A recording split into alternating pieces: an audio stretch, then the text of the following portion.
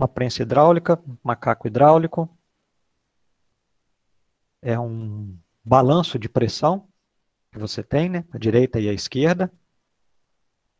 E é bastante usado, né?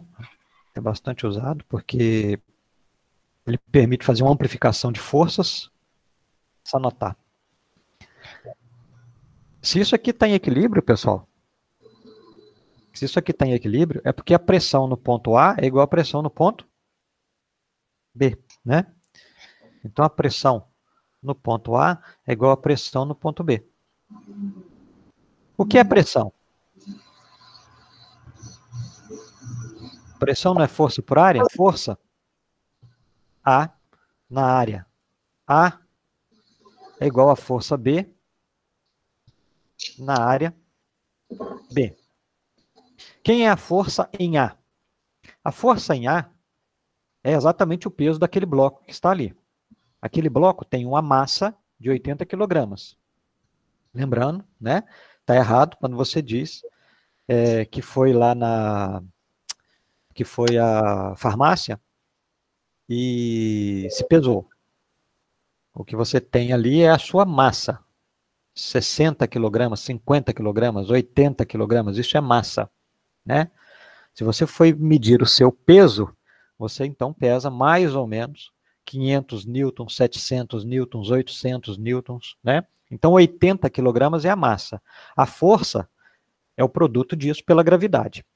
80 vezes 10, ele pediu para usar a gravidade arredondada ali, né, para 10 metros por segundo, então 800, dividindo pela área A.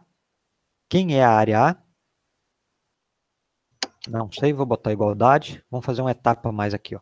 Quem é a força em B? Não dá para saber. Não dá para saber, é simplesmente um Fzinho. A gente vai anotar ali. Quem é aquela área? Tem como descobrir. Aqui. Se eu pegar esse êmbolozinho, ele é uma circunferência, a área disso aqui eu posso calcular como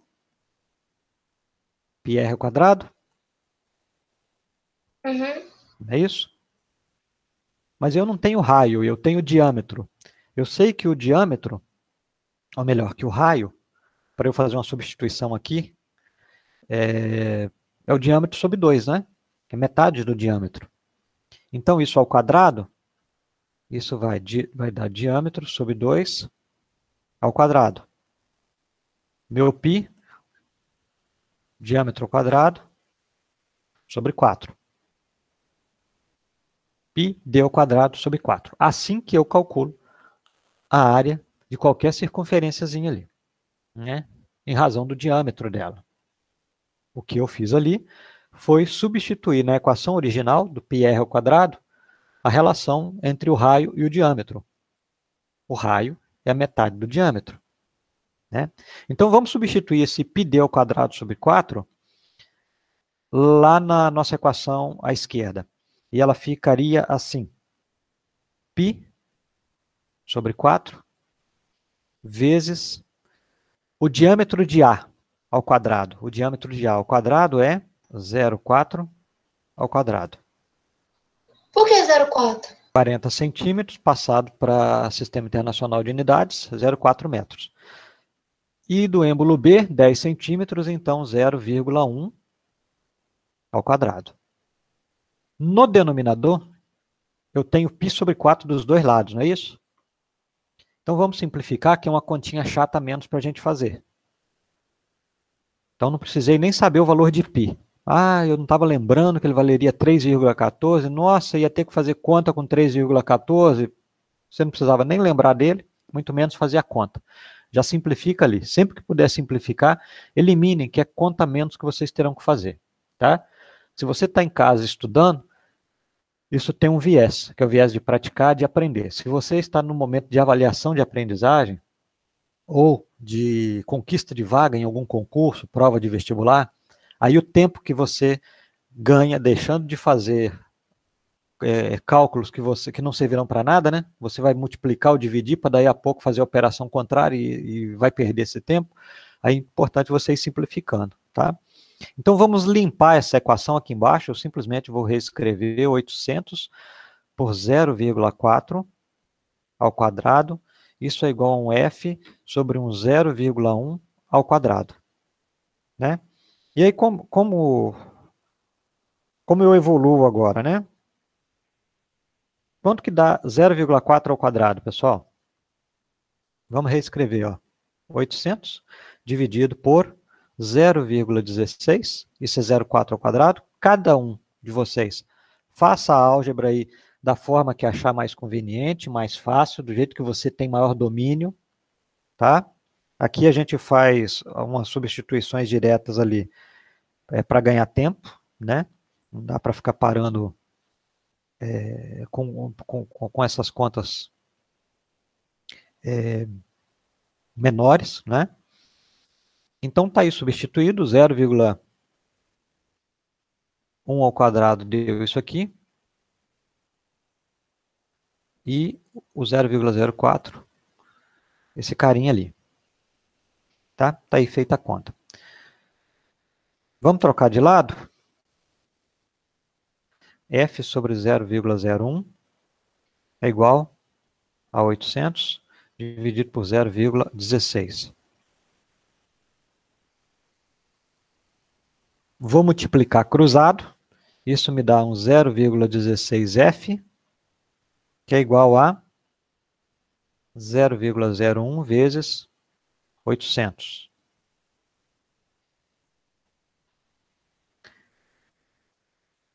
Oitocentos vezes 0,01, isso vai dar 8. Aí tinha um 0,16 lá com F, que eu já passo ele para cá dividindo. Quanto que dá 8 dividido por 0,16? Isso vai me retornar. F é igual a 50. Qual é a unidade? Newtons. Se você transformou tudo para o SI, o valor da força sai também no SI. Sai em newtons. Aparece aí. Esse gráfico está me dizendo o quê? Ele está me dizendo que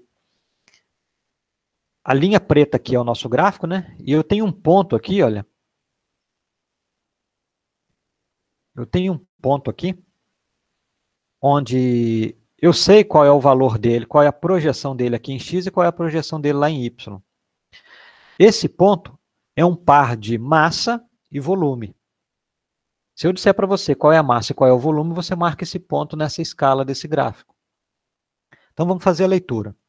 Esse gráfico, olhando para esse pontinho azul, ele está me dizendo que o combustível é a gasolina, 2 litros de gasolina tem uma massa de 1.340 gramas. Então eu leio o valor, a unidade e sobre o que eu estou falando. Tá? Eu posso ler da vertical para horizontal também. Então seriam 1.300 gramas de gasolina em 2 litros de combustível. Né? Então, vamos escrever isso? 2 litros, eu tenho quanto? 1.340 gramas. Então, em 1 litro eu tenho quanto, pessoal? 30 gramas? Beleza. Qual é o conceito de densidade? Então, se eu disser para vocês ali, ó, 670 gramas por litro, eu já estou te falando a densidade desse combustível também. Em unidade litro e grama. No SI seria quilograma por metro cúbico. Mas é só para mostrar para vocês que, né, que de uma relação gráfica, a gente está falando de densidade. No fundo, né, que a gente está falando de densidade. Aí ele quer saber quantos quilogramas, não é gramas, ele quer saber quantos quilogramas de gasolina esse tanque que ele deu aí possui cheio. Então, a primeira pergunta, na verdade, vamos por partes, né? A primeira pergunta está respondida aqui, ó. Quantos gramas tem um litro de gasolina? Né? Agora, o item B, a gente ainda precisa fazer. Como é que eu vou calcular o item B? Ué, eu tenho um tanque.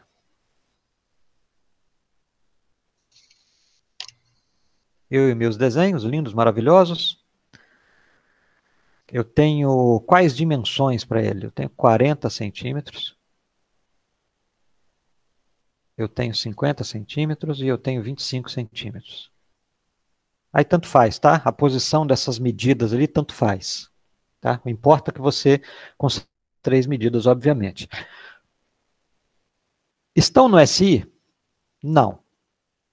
Mas por que você já está pensando em SI, Rodrigo? É porque a pergunta é sobre o SI. Quantos quilogramas? Quilogramas é SI. Tá? Então, embora ali seja medidas de comprimento, eu já vou tentar transformar isso para metro, né, para colocar no SI, porque deve me ajudar. Se não me ajudar, depois eu converto de volta. Tá? Então, 0,4, como é que eu calculo o volume? 0,4 vezes 0,5 vezes 0,25. Essa conta aí vai dar 0,05 metro cúbico. Então, este é o volume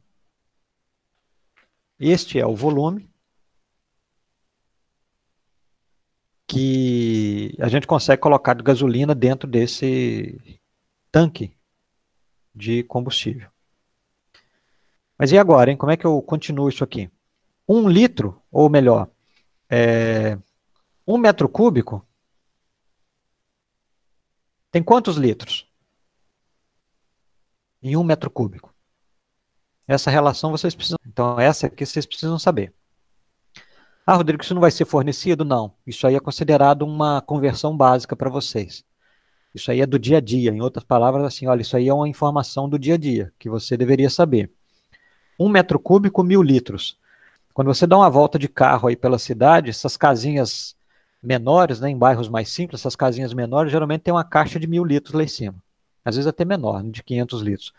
Mas até pouco tempo atrás, aí tinha umas caixas quadradinhas, hoje foram substituídas, vêm sendo substituídas por caixas poliméricas e cilíndricas, mas elas tinham um formato de paralelepípedo, né? E dava mais ou menos ali 1 metro por 1 metro por 1 metro, né? Como se fosse aí a caixinha que eu fiz alaranjada aí, amarronzado, nessa questão. 1 por 1, isso dá 1 vezes 1 vezes 1, isso dá 1 metro cúbico. Ali dentro você consegue colocar 1.000 litros, 1.000 litros de água, né? Voltando à questão da residência. Mas então ela é uma unidade básica aqui, é bom que lembrem. Em 1 metro cúbico você tem 1.000 litros. E em 0,05? Quanto dá esse X aí? Então, 50 litros de combustível cabe naquele tanque. Mas pediu quantos quilogramas?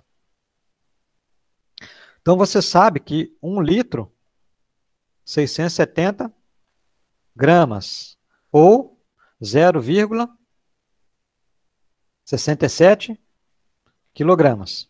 50, já que eu chamei lá em cima de X, eu vou chamar aqui de Y. Então, vamos multiplicar cruzado agora, ó, né?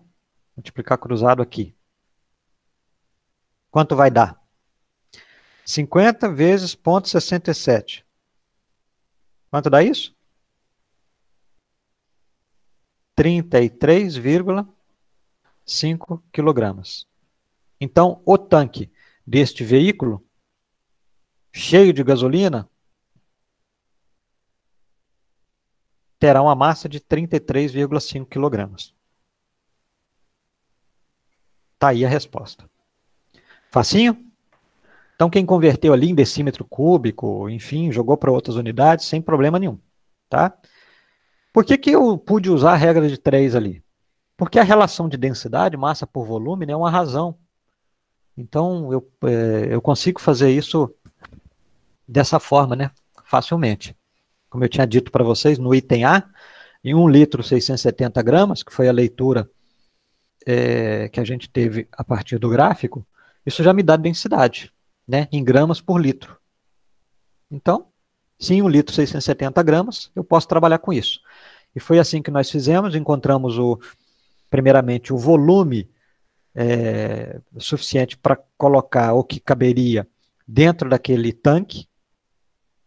Encontrado esse volume, eu fiz uma regra de 3 em relação a algo que eu conheço, que é 1 metro cúbico 1.000 litros, né? Ou alguma outra relação entre metro cúbico ou decímetro cúbico e litro que você conheça, porque você tem que sair dali. Você tem que conseguir obter alguma relação em litros para você relacionar, relação para relacionar ficou ótimo, né? Mas algum valor em litro para você fazer o link com os dados que você tem do gráfico, que também está em litro, para você conseguir pensar e fazer conta, tá?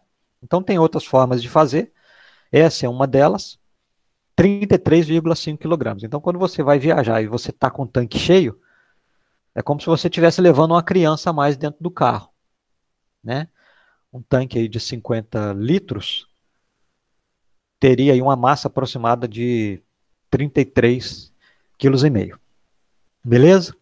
À medida que você viaja, a gasolina vai sendo consumida, é como se essa criança fosse sendo trocada, substituída por uma criança de idade menor, né? Por isso que o rendimento do carro acaba aumentando um pouquinho ao longo da viagem, né? A diferença é muito pequena aí, mas tem gente que acaba fazendo conta com isso em testes específicos, tal. Tá bom? Foi tranquilo, pessoal? Tem algum comentário no chat? Tem um punhado de kkkkkkk? Beleza. Ok, né? Colocou o litro. Certinho, povo? Então atentem-se ali para a pergunta. Pergunta em quilogramas, tá? Se a pergunta foi em quilogramas, e você obteve uma resposta em litro, se for concurso e questão aberta, o pessoal pode cancelar totalmente a sua resolução, tá? Porque a Professor, pergunta... se eu olhei errado o negócio. Uhum. Não, é tranquilo. E acontece com todo mundo, tá? Comigo também. A minha função aqui é tentar chamar a atenção de vocês para a gente... Qual é a pressão suportada por um submarino? Está aqui o meu submarino. Olha que submarino bonito. Quando ele diz aqui, olha, que a pressão total nesse equipamento é de 2 vezes 10 a 6, quer dizer, o quanto ele suporta, 2 vezes 10 a 6, isso então é a nossa pressão total. 2 vezes 10 a 6. Unidade Newton por metro quadrado. Newton por metro quadrado, isso é a mesma coisa que Pascal. Tá? Pascal é um nome bonitinho para Newton por metro quadrado. Pede a máxima profundidade que esse instrumento de medida aí, uma espécie de um submarino, pode ir, né, para suportar essa pressão toda. Se essa pressão total vale isso, mas quem é essa pressão total? Quem faz a pressão total? Se é uma pressão total, se é um total, é porque tem parciais. Quem são as parciais? As parciais são, vocês já disseram aí, a pressão atmosférica. Em cima do oceano, a atmosfera faz pressão? Faz, claro. Ela faz pressão em todos os pontos. Seja no oceano, seja em cima da água, seja na terra. Em cima de uma árvore, todos os pontos você tem pressão, né? Ela varia com a altitude, né? Grandes altitudes, varia bastante. A gente viu isso lá no Lago Titicaca. Aquele exemplo lá tinha uma redução, a gente teve que descontar isso lá. Mas aqui, nós estamos ao nível do mar, eu tenho a pressão atmosférica e eu tenho quem? A pressão da água. Como é que eu escrevo a pressão da água? Qual é a pressão da água sobre o submarino? Ora, sobre o submarino, eu posso imaginar um cilindro imaginário, uma coluna de água sobre ele. Opa, beleza. Então eu sei agora, eu lembrei agora que DGH, lá de Steven, me dá essa pressão sobre o submarino. DGH me dá a pressão devido a uma coluna de altura H, ou de desnível H, devido a um determinado fluido em um determinado ponto. O ponto ali é exatamente o nosso submarino. Quanto vale a pressão atmosférica? Então vamos fazer uma substituição aqui, ó. Isso, isso e isso. Vamos substituir. Pressão total vale quanto? 2 vezes 10 a 6 é igual. A pressão atmosférica, 1 vezes 10 à quinta, não foi falada nesse enunciado, mas a gente tem de outros enunciados aí, o valor da pressão atmosférica. Tá? Ah, Rodrigo, como é que eu sei que eu poderia substituir aí 10 à quinta, que eu tenho decorado, que eu consulto numa tabela, e que eu não teria que usar, por exemplo, o DGH, que também, né, uma coluna, se eu pensar nessa linha, também está correto, existe uma coluna de fluido sobre o submarino, mas na lâmina d'água lá em cima, né, existe uma coluna de fluido aqui, ó, de ar, uma coluna imaginária, até aqui. Por que eu não posso usar um DGH aqui? Poder pode, basta que ele te desse aí a densidade do ar e aquela altura da nossa atmosfera ali. Como nada disso, essas duas informações não foram dadas para você, você não consegue usar essa equação. Né?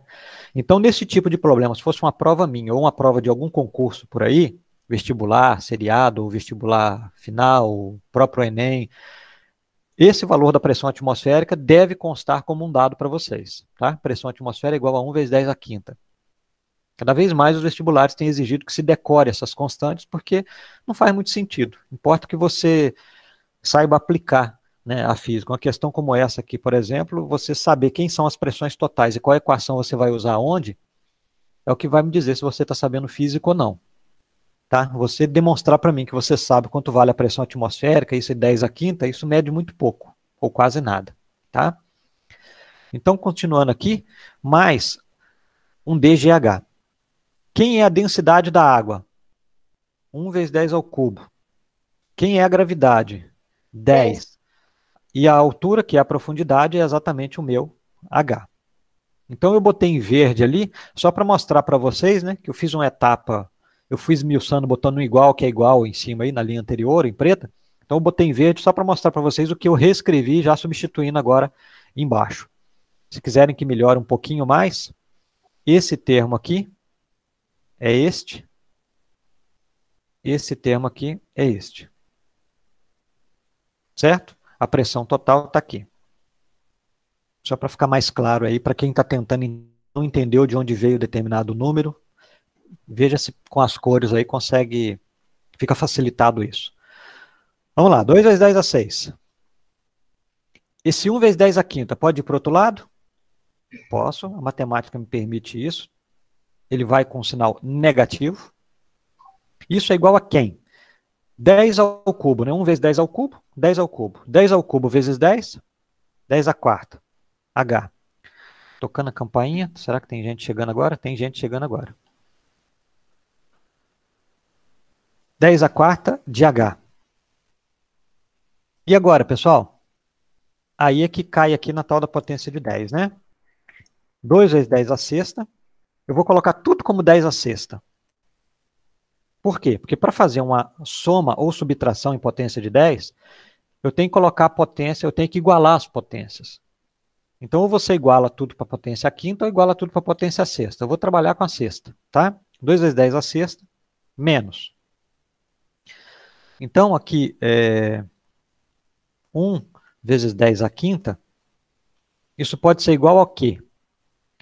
Ora, se esse número aqui, eu vou aumentar, ele vai de 5 para 6, a vírgula, não existe uma vírgula que não está escrita, mas esse 1 não seria ali, não estaria escondido ali 1,0 vezes 10 à quinta?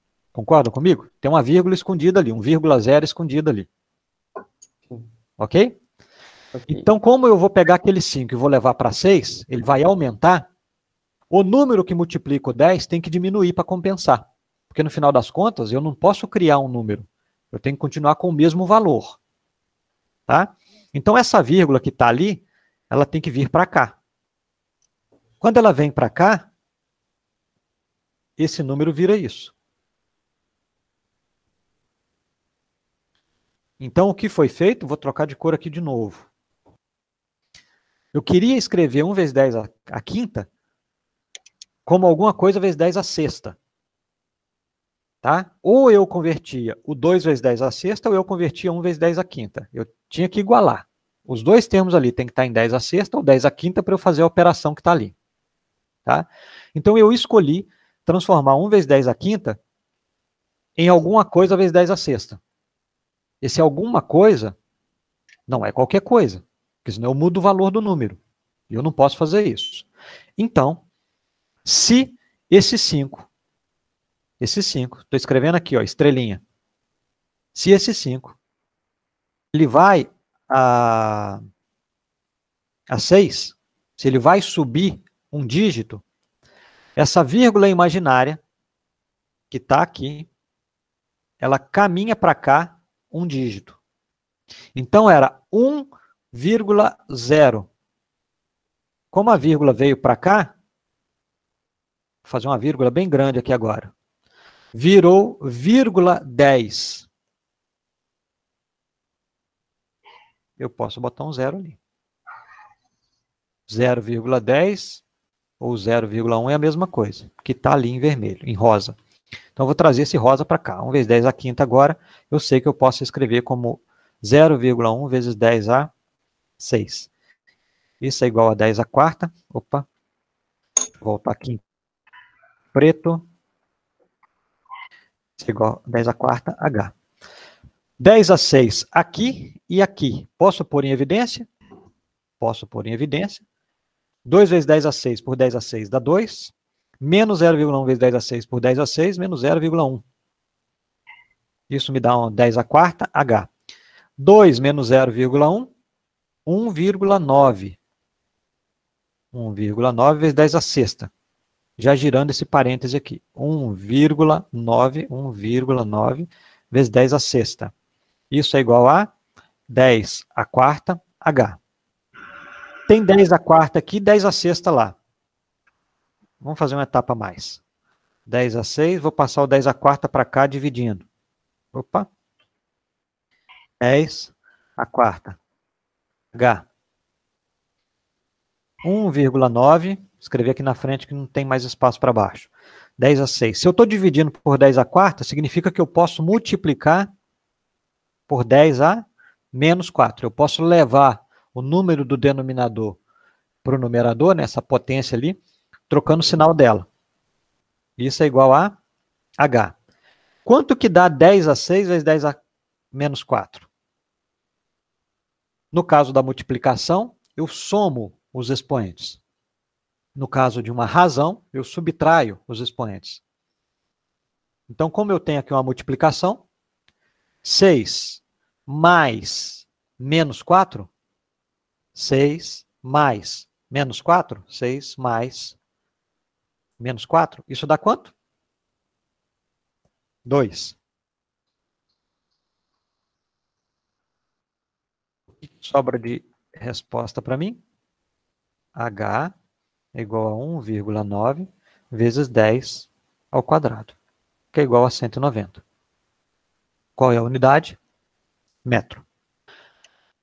Olha o regadorzinho. Regador vô e vó que tinha, né? Quando morava na roça aí, tinha hortinha lá, dificuldade com bombas, né? Bombas custavam caras, não tinham a gama de modelos que a gente tem hoje. A abundância de água era maior também em muitas regiões, né? Então, você nem precisava também de bomba, porque pressupõe trazer água de um lugar mais distante. Então, todo mundo tinha uma hortinha aí com um poço d'água do lado, né? Mas, enfim, o regador era muito presente no dia a dia das pessoas. É aquele regador grande, né? Existe ainda, se encontra ainda em casas do agricultor, lojas do tipo, à venda. Ou em formatinhos menores de plástico, né, de polímero, o pessoal usa em casa para jardinagem, igual uma plantinha que tem em casa aí na varanda, né? Aí pergunta aí que, quer dizer, diz que ele está em equilíbrio e pelas alças, e aí qual figura representa a melhor distribuição do líquido, né? A gente precisa lembrar que o regador, ele tem uma abertura aqui. Espera aí que a lousa me impediu de escrever. Deixa eu ver se ela deixa agora, assim. Eu tenho uma abertura nesses dois lugares. Se eu tenho uma abertura nesses dois lugares, o ar atmosférico entra ou sai de modo a fazer ajuste de pressão, né? Se ele pode entrar e sair para fazer ajuste de pressão, a pressão sobre a lâmina d'água é a mesma em todos os pontos. Se ela é a mesma em todos os pontos, o que eu devo ter é uma linha imaginária para o fluido onde ele parar. Uma linha horizontal. Ainda ficou meio inclinada a minha aí. Tá? Mas seria uma linha horizontal. Então, olhando para essa primeira figura, por exemplo, olha só, eu tenho água amontoada aqui, ó. Olha que estranho isso. Né? Eu inclino o regador e a água fica parada lá no alto. Isso não acontece, né? Então, a letra A não pode ser. Olha aqui, olha. Se a pressão é igual, o fluido deveria ficar numa linha horizontal, né? A nossa lagoa não tem inclinação, né? A água não fica mais alta num lado do que no outro, tá? Se você inclina o regador, ou seja, qual for a geometria do seu recipiente, a pressão atmosférica vai fazer com que o fluido se molde, né, mais a gravidade, se molde a geometria que você tem ali, tá? Então aqui de novo eu teria água amontoada, olha só, que louco isso. Imagina você tomando água na sua garrafinha e a água fica grudada lá em cima, né? Então pega a sua garrafinha d'água e bota ela na diagonal. Você vai ver que a água, à medida que você vai inclinando a garrafinha, fecha ela, né? Pra você não acabar trepidando um pouquinho, derrubando água no chão aí. À medida que você vai inclinando, você vai vendo que a lâmina da água fica na horizontal. A água escorre para um lado ou para o outro, porque o ar desloca de um lado para o outro e a pressão atmosférica mantém esse equilíbrio. Então aqui e aqui tem a mesma situação, olha só que louco. Água amontoada de novo, sem falar aqui embaixo, que está dando... A água aqui fica mais alta do que aqui. Né? Então o negócio é até difícil de ver. Aqui ela ficou baixa demais. É como se tivesse um efeito de maré, a água fugiu, veio para cá. Poxa, mas dentro de um regador, acontecendo esse efeito, parecendo um efeito de maré, completamente absurdo isso, né? Então o item C, olha, eu tenho aqui a linha horizontal, para o fluido. Isso aqui, o regador, é um vaso comunicante, aberto aqui e aberto aqui. Só que ele está inclinado e escondido pelo formato do regador. Mas no fundo é um vaso comunicante, né? Que a gente já estudou tantas vezes aí. Pode ter áreas diferentes, tá? Mas uma vez que você coloca um fluido ali dentro, a gente lembra sempre que ele tem, ele sempre para aqui no horizontal. Tá? Existe uma linha horizontal imaginária porque a pressão atmosférica vai garantir isso. E nesse item B? E neste item B? Olha o que acontece ali. Né? Eu tenho uma linha horizontal aqui. Eles puseram esse item B aqui para confundir um pouquinho, né? Mas se você olhar para o fluido aqui dentro, olha, ele tem uma inclinação que é diferente. Então, se eu prolongar, eu teria dois níveis diferentes. Ele até me colocou ali um horizontal na área de seção maior. Como se quisesse dizer para você, olha, no pescoço do regador ali, como ele tem uma seção muito menor, a atmosfera não atua lá dentro. Então ela fica inclinada, o que é também falso. A pressão atmosférica vai atuar em todos os lugares, exceto em dimensões, em tubos muito fininhos, onde você vai ter efeito de adesão de superfície, de encantos, enfim, e que pode levar a um cenário um pouco diferente disso. Mas isso é outra história, a gente nem de longe falamos disso, tá? No nosso dia a dia aí, você não vai ter essa situação. A pressão atmosférica, o que Steven observou é que dois pontos que estão à mesma pressão ficam no mesmo nível, estarão no mesmo nível. Portanto, isso nos leva à opção C como resposta.